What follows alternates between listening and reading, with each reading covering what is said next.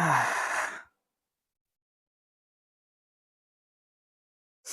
Halo kawan-kawan, jumpa lagi dengan saya Yudea. Kali ini agak sedikit berbeda nih. Jadi setiap minggu tuh aku pengen membuat video khusus tentang board game. Entah itu cara main lah, video playing board game lah, dan bahas serba-serbi board game. Nah kali ini segmennya bernama Cabi, cara bermain board game atau card game.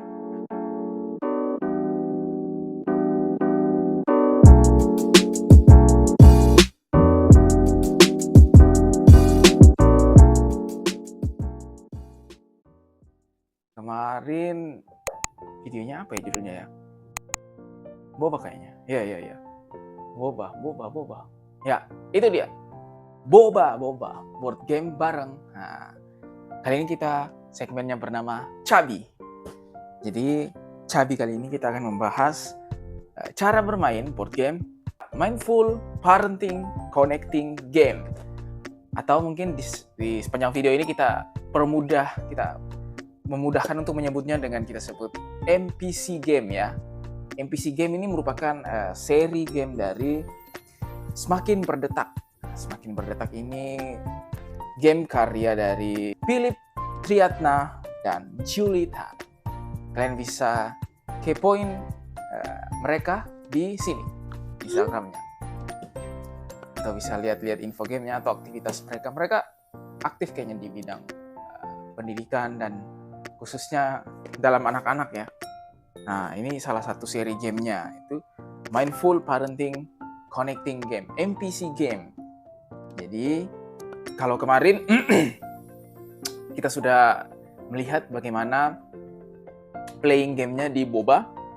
Sekarang kita mau ulas lagi gimana detailnya dan cara bermainnya. Let's go! Nah, pertama kita lihat dulu nih, apa saja yang ada di dalam box gamenya. Oke, yang pertama ini ada panduannya.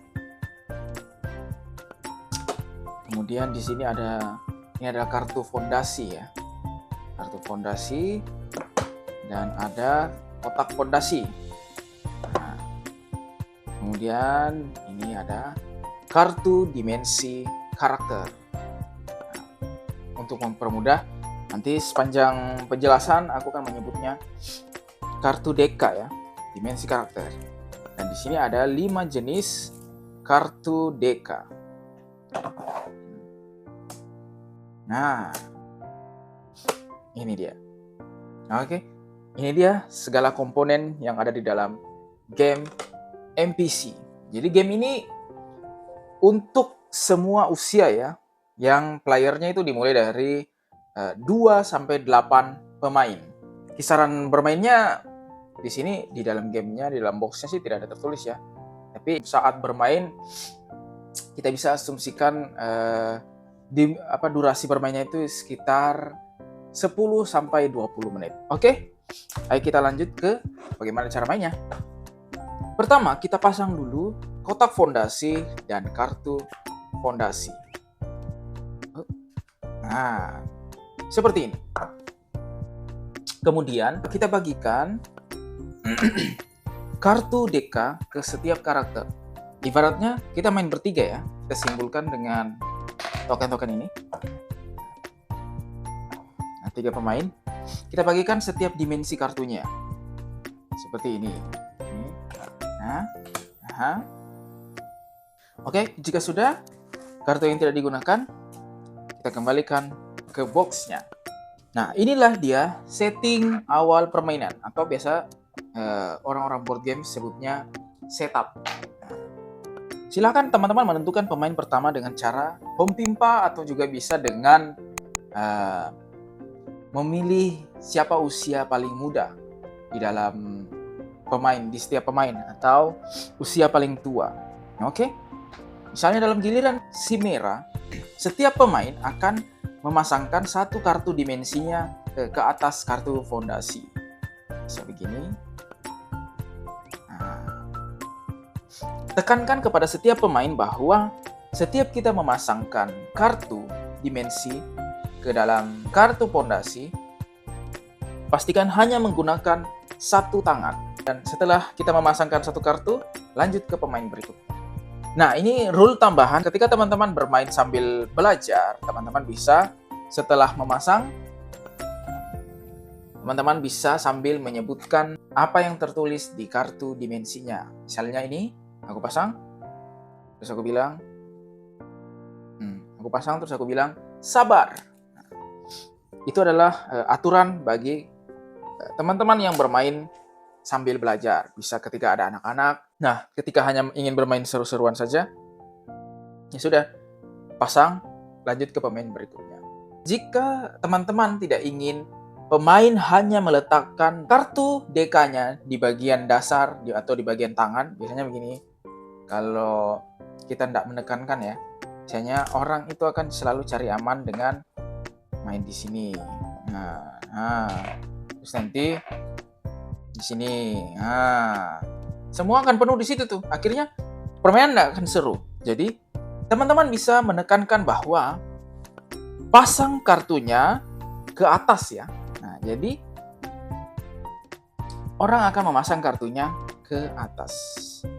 Nah, ini rule tambahan menurutku ya, yang biasa aku buat supaya permainan lebih seru. Jadi, di dalam permainan hanya boleh ada satu kartu yang terpasang di tangan sini. Misalnya, sini dia kalungkan begini. Nah, terus di sini, nah dikalungkan begini. Jadi, hanya ada satu kartu yang boleh terpasang di tangan. Baik yang dikalungkan di tangan ataupun yang dipasang di atas tangan. Setelahnya, kita akan lanjut terus memasang kartunya ke atas. Ya.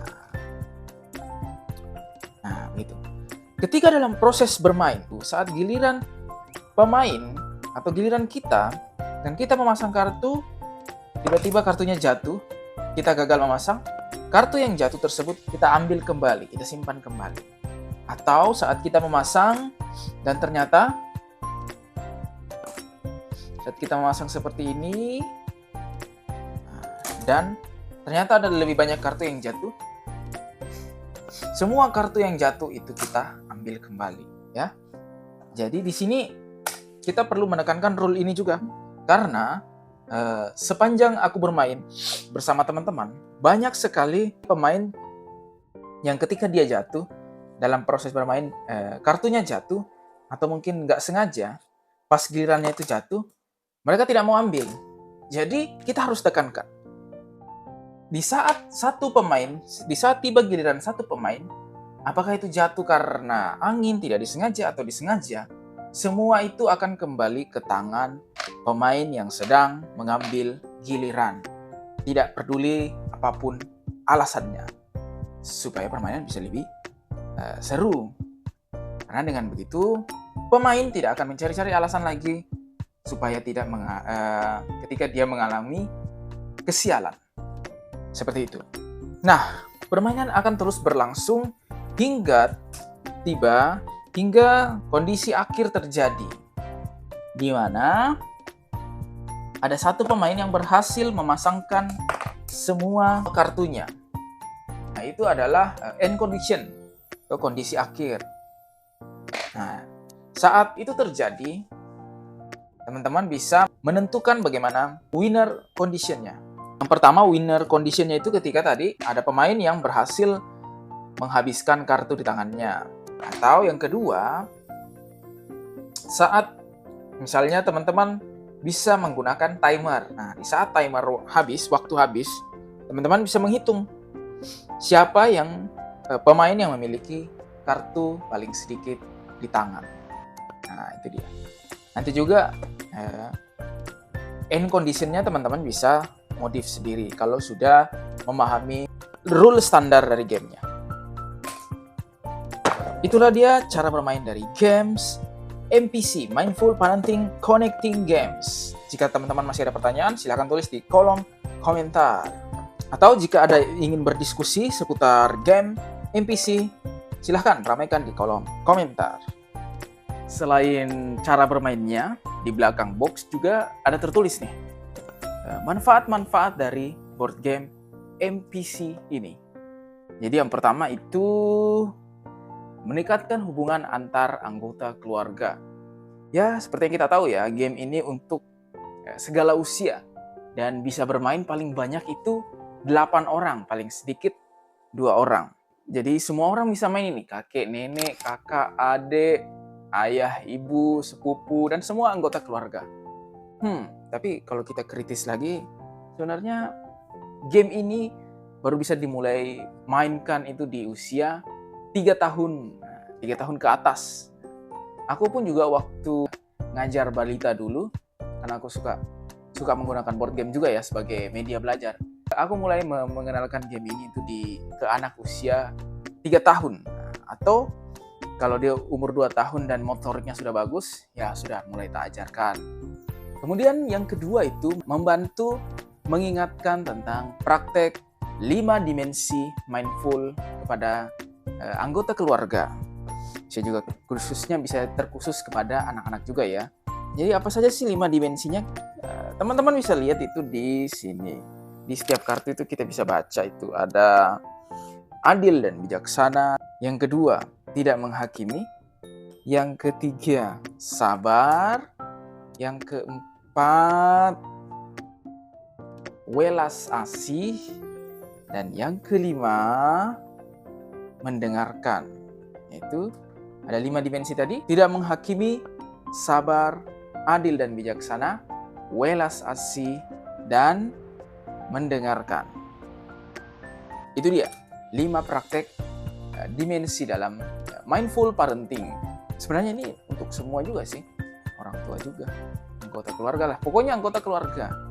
Sebenarnya kalau kita sambil main itu kan sebenarnya kita sudah membacanya ya, tapi itu bisa lebih ditekankan lagi dengan ketika kita bermain itu setiap kita menaruh kita sambil menyebutkan kalimat yang ada di kartunya. Itu kalau kita mau fokus ke main sambil belajar ya.